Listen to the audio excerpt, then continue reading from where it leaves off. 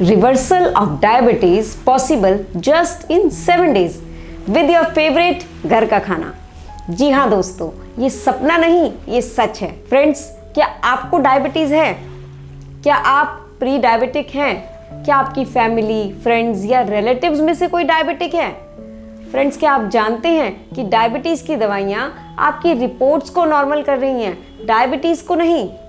Diabetes ठीक तब होगा जब आप दवाई ना खाएं और रिपोर्ट्स नॉर्मल हो जाएं। जरा सोचिए दोस्तों, सालों तक दवाई खाने के बाद भी डायबिटीज ठीक तो नहीं हो रही, बल्कि एडवांस स्टेज में जा रही है। दवाई खाते खाते कुछ सालों के बाद आंखों की रोशनी चली जाती है, रेटिनोपैथी हो सकती है, पैरों की नसें कमजोर हो सकती हैं, न्यूरोपैथी हो जाती है, गैंग्रीन, यहाँ तक पांव तक कटवाना भी पड़ सकता है। डायबिटीज के चलते heart attack, kidney failure, brain stroke जैसी बीमारियों का खतरा बना रहता है। मित्रों, अगर आप अपनी या अपने परिवार, रिश्तेदार और मित्रों की डायबिटीज, शुगर को साइंटिफिकली ठीक करना चाहते हैं, वो भी नेचुरल वे में, तो आइए हमारे साथ। Join our 2 hours free webinar, Sunday 6 अगस्त शाम 6 से 8 बजे तक।